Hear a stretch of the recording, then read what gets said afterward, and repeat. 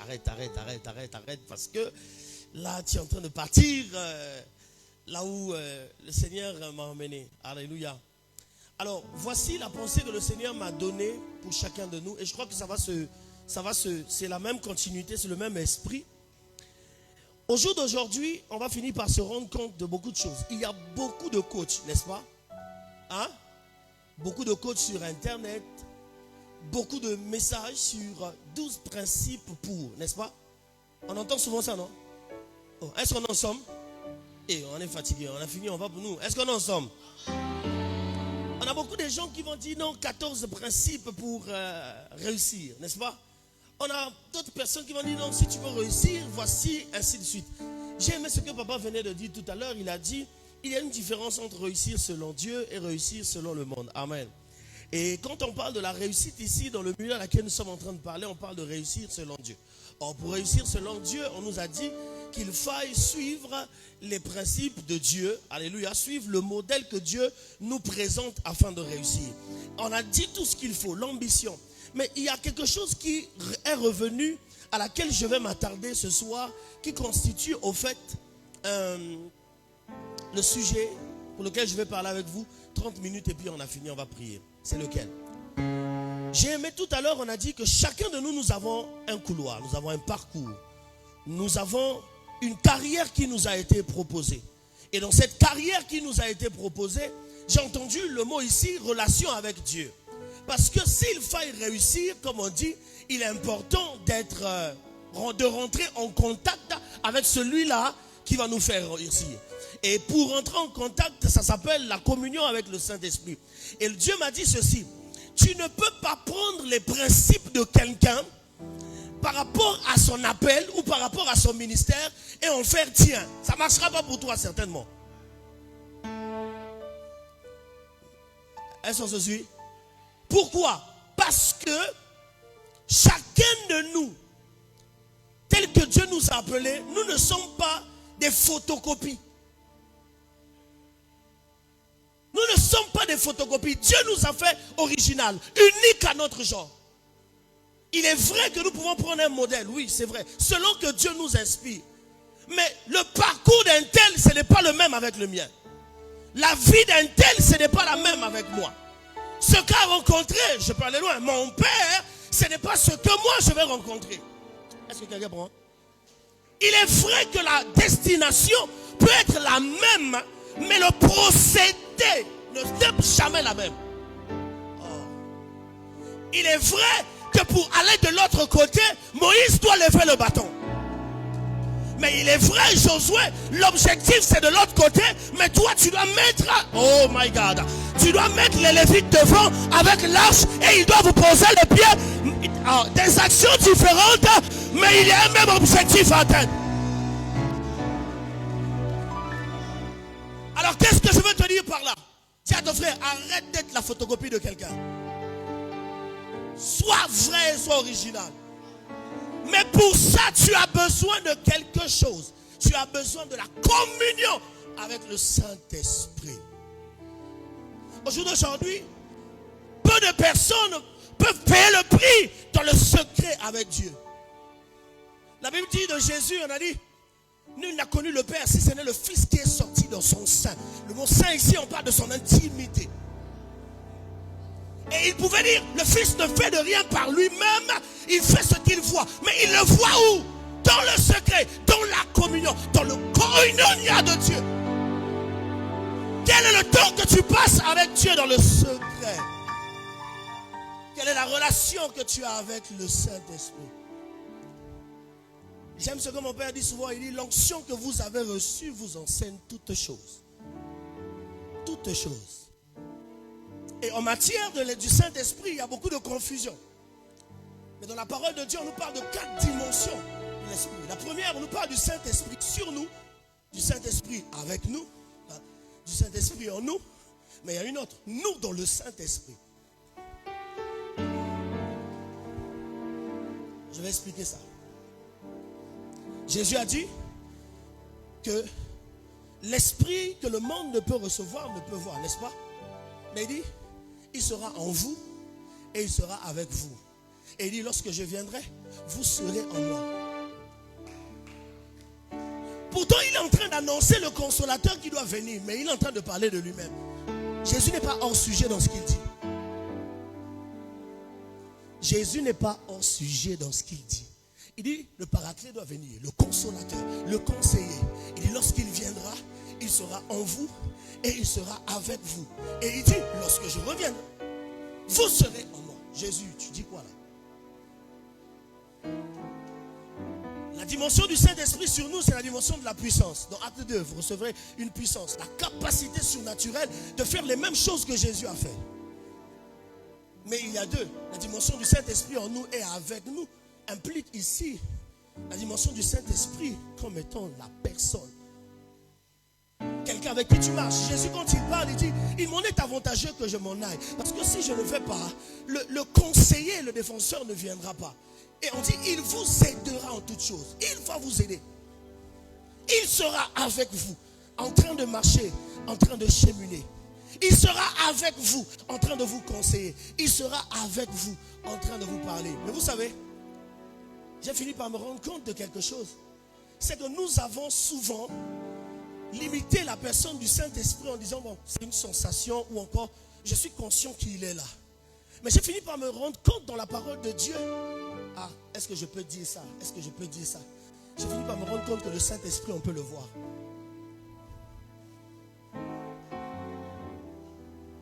Ça s'écrit dans la parole. Comment j'explique? Jean est dans le secret avec Dieu. Et Jean lui dit, tu recevras beaucoup de gens qui vont venir être baptisés. Mais il y a quelqu'un. Il y a quelqu'un. Pour reconnaître que c'est lui le Messie. Il dit, Jean 1,33. Celui sur qui tu verras le Saint-Esprit descendre. Celui sur qui tu verras. Et là la Bible dit que Jésus, au moment où il est en train de prier, le Saint-Esprit prend une forme. Ah, on est là. Ah. Il prend la forme d'une colombe. Est-ce que ce que j'ai dit c'est faux? Non, mais c'est encore biblique. Jésus toujours le dit encore dans la parole. Il dit, lorsque l'Esprit de vérité viendra, il dit l'Esprit de vérité que le monde ne connaît pas et ne voit pas. Ne voit pas. Attendez. Le Saint-Esprit est Dieu, n'est-ce pas? Il est Dieu, n'est-ce pas? Oh, on n'est pas perdu. Il est Dieu, n'est-ce pas? Et s'il est Dieu, n'a-t-il pas la capacité de prendre une forme pour venir te parler?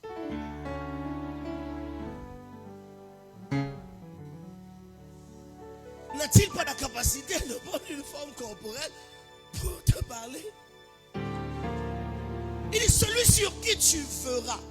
Et la vision dont il était, que ce n'était pas une vision spirituelle. Non, elle était physique comme ça. Les hommes voyaient la colombe. Les hommes pouvaient dire c'est une colombe, elle est belle. Mais Jean savait. Le ça là, c'est le Saint-Esprit. Tu ne peux pas réussir ta vie sans le Saint-Esprit. Tu ne peux pas réussir ton ministère sans le Saint-Esprit. Ah, je peux aller loin. Tu ne peux pas réussir tes études sans le Saint-Esprit. Tu ne peux pas réussir ton mariage sans le Saint-Esprit. On nous a dit que nous avons été créés pour des bonnes œuvres. Que papa a déjà mis de côté. Il a déjà préparé afin que nous le pratiquions. Question, qui va te révéler ces œuvres-là? Qui? Ce n'est pas les informateurs, on a dit. C'est le Saint-Esprit. Quelle est la place que tu donnes à l'Esprit dans ta vie? Au jour d'aujourd'hui, on veut faire les choses comme tout le monde. Celui-là, il a fait croisade comme ça. Moi aussi, je veux faire comme ça. Lui, il a écouté ça dans le secret. Aujourd'hui, mon frère Even, actuellement, Dieu l'a dit, va TikTok, fais. Toi aussi, tu veux faire. Dieu t'a dit d'aller faire ça. Au jour d'aujourd'hui, cet principe pour la croissance spirituelle, l'information, on n'est pas tous dans un même environnement. Deux, on n'a pas tous les mêmes, on ne combat pas tous les mêmes esprits. Et chaque territoire a des réalités spirituelles. Donc tes principes dans ton territoire n'est pas équivalent à le mien. Je suis peut-être dans un territoire hostile où ce n'est pas les techniques d'évangélisation, mais c'est la puissance de Dieu qui emmène les gens à venir. On ne fera pas les choses pareillement. Vous savez, il y a ces personnes aujourd'hui à qui le Saint-Esprit est en train de chômer dans leur vie. Ils chôment. Tu te bats toi-même. C'est ce que je pressens là. Il y a beaucoup là. Vous vous battez vous-même. Pourtant le Père a dit, il est là à côté. L'aide, il est là à côté. Il est là. La seule chose, il te dit, considère-moi pas comme l'esprit, mais comme une personne. Ton allié, ton ami, ton allié, ton ami, ton allié, ton ami. Vous savez, celui qui est en communion avec l'esprit n'échoue jamais. Ah, c'est mon avis. Hein. Celui qui est en communion avec l'esprit n'échoue jamais. Ah, je vais aller loin. Celui qui est en communion avec l'esprit ne tape pas poteau. Je peux aller loin. Celui qui est en communion avec l'esprit ne recevra jamais le goumet. Donne-moi un amen, je vais te parler cela. Parce que lorsque tu veux faire le choix, tu as l'apparence, mais lui, il te dit, ne regarde pas l'apparence, c'est un bourreur. Frère, pourquoi tu échoues dans tes affaires? Pourquoi tu échoues dans tes affaires? Tu échoues même dans tes résolutions. La question qu'il faut se poser, toute personne qui est en communion à l'esprit, même ses résolutions ne viennent pas de lui-même, elles viennent de l'esprit qui le lui impose afin d'atteindre les objectifs de Dieu. L'apôtre Paul a dit, que pouvons-nous faire par nous-mêmes? Car c'est lui qui produit en moi le vouloir et le faire. C'est lui, papa, c'est lui, maman. C'est lui. Cet esprit va t'apprendre comment tenir ton mari à la maison. Cet esprit a appris à Joseph les techniques économiques. Il n'a jamais été à Harvard. Il n'a jamais été à la Sorbonne. Il n'a jamais été à en ta job. Il n'a jamais été. Il n'a jamais été. Qui lui a révélé ce principe? Le Saint-Esprit.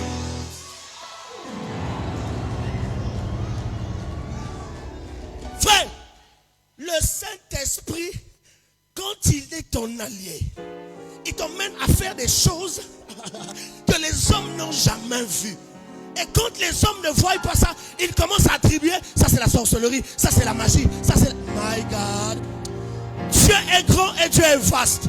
Que si toi tu penses que tu as le monopole de la connaissance de Dieu, tu te trompes. Il est plus que ça, il est plus que ce que tu connais, il est plus que ta tête, il est plus que, il est plus. Le Saint-Esprit, Amen. On passe moins de temps avec l'esprit et on passe plus de temps avec ma copa pour les conseils. Sacrilège! Hein? Non, ma copa, j'aimerais savoir. Je peux dire quelque chose, pasteur Christian, pardonne-moi. Les pasteurs peuvent mourir. Les églises locales peuvent se fermer. Mais le Saint-Esprit ne se ferme pas. La preuve en est, le Covid-19 a fermé les églises, a bloqué les temples, mais le Saint-Esprit était toujours là. Il était toujours là. Il était toujours là. Frère, papa est derrière. Moi je dis à l'église, laissez-nous dormir les pasteurs. Le même Saint-Esprit qui est dans papa Koudédé est en toi. Ah, donne-moi un amen, je te parle. Le même Saint-Esprit qui est dans papa Christian est en toi. Alors fais reposer ton pasteur. Fais reposer ton pasteur. Car le chrétien mature n'a plus besoin de courir derrière papa pour la solution. Il sait dans le camp. Ah.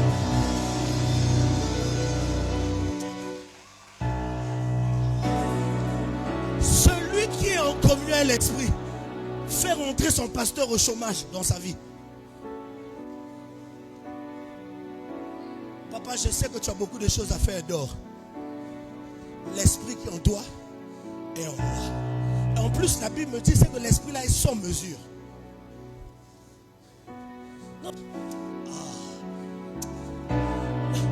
Notre père a souvent l'habitude de dire, un jour, il y a un enfant à l'écotime qui était en train d'écouter un message. Et dans le message il écoutait, on lui a dit, voici les miracles qui accompagneront ceux qui auront cru. En mon nom, ils imposeront les mains aux malades et les malades seront guéris. Et même s'ils boivent quelques breuvages mortels, il leur fera rien. Dieu sait faire les choses. Maladie et raté, c'est venu. Maman le matin en train de grelotter. Pas ça, maman grelotte. Appelle le pasteur saint. Le pasteur saint va prier pour moi. Le petit se rappelle parce que la personne du Saint-Esprit dans ton cœur te rappelle ce que tu as reçu. Te rappelle ce, my God, te rappelle ce que tu as écouté. Te rappelle, il te rappelle. Oh. Et il se rappelle qu'on lui a dit, quand tu crois, tu imposes les mains aux malades et tu seras guéri. On dit que le petit a pris sa maman. Il a dit, toi maman, toi esprit de Pali, qui est dans le corps de maman, qui m'empêche à ce que ma maman me donne le lait. Moi je veux boire mon lait. Il est 8h, maman est sur le lit. Moi je veux boire mon lait. Toi Pali, au nom de Jésus, libère la vie de ma maman. Libère la vie de ma maman. Libère la vie de ma maman. J'aime ce que papa dit souvent. On dit quoi? À l'instant même, soudain, tout à coup, immédiatement, la maman, elle transpira. Elle se lève. Et l'enfant lui dit, maman, tu peux me faire mon lait? Elle dit, oui bébé. Le Saint-Esprit, c'est le seul qui te donne la révélation du Père que les hommes n'ont jamais entendu. La Bible dit, ce sont les choses que les yeux n'ont pas vues, les oreilles n'ont pas entendu. Ça n'est pas monté dans le cœur de l'homme, mais l'Esprit a révélé à ceux-là qui ont la romance, ceux-là qui l'aiment, ceux qui aiment sa présence. Quand tu te réveilles le matin, quelle est la première personne que tu dis bonjour? Si c'est ta femme que tu commences à dire bonjour en premier, tu n'as rien compris. La première personne que tu... Oh.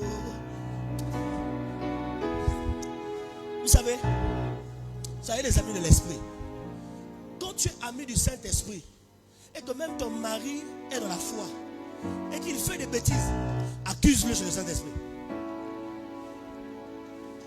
Hein? Accuse.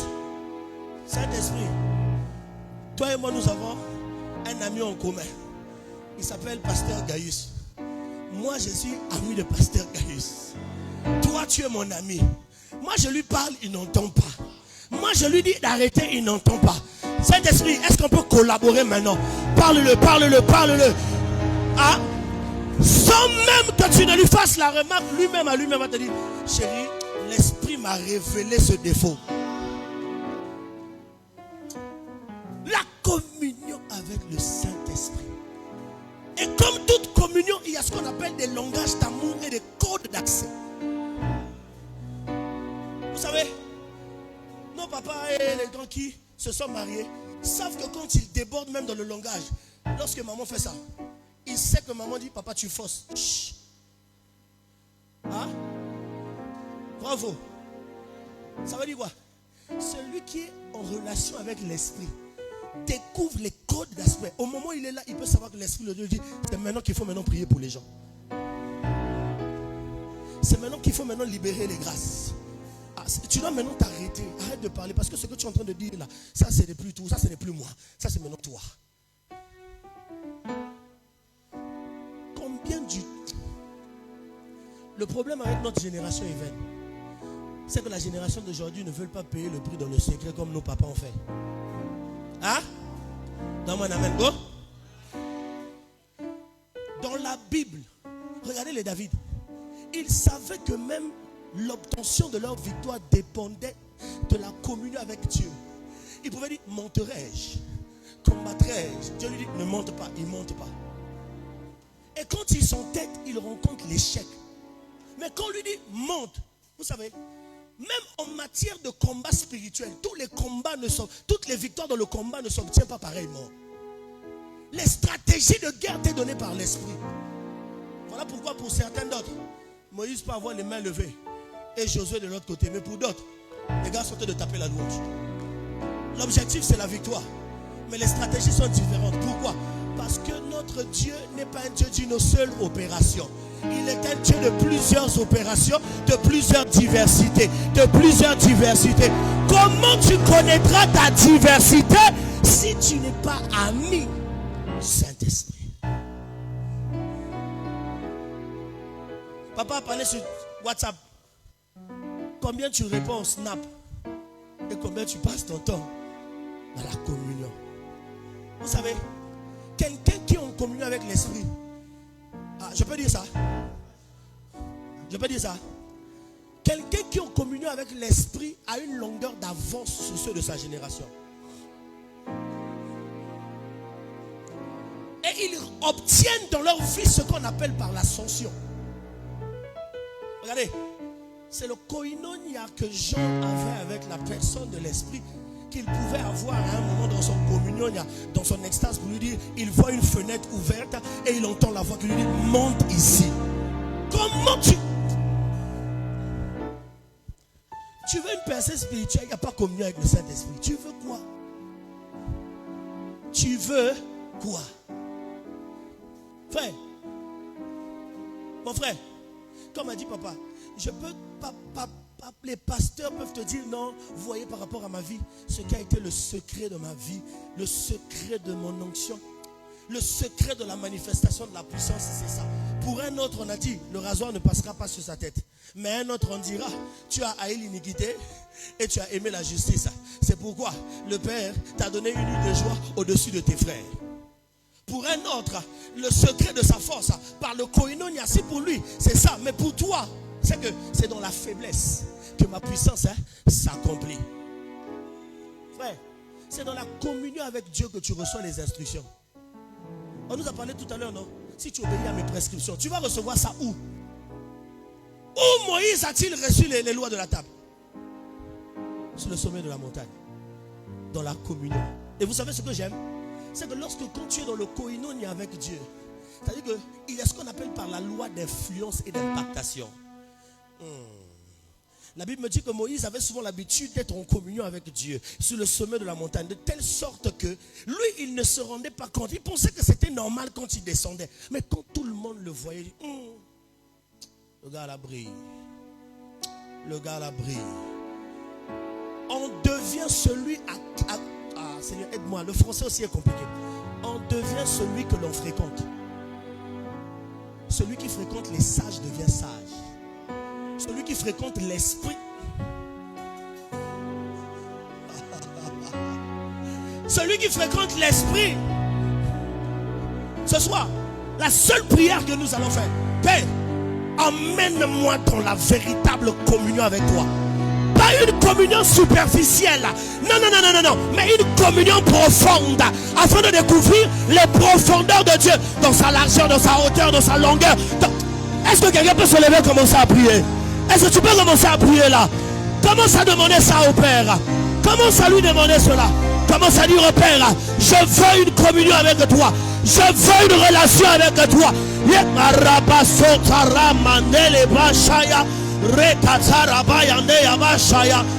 Élève ta voix, commence à prier. Élève ta voix, commence à parler.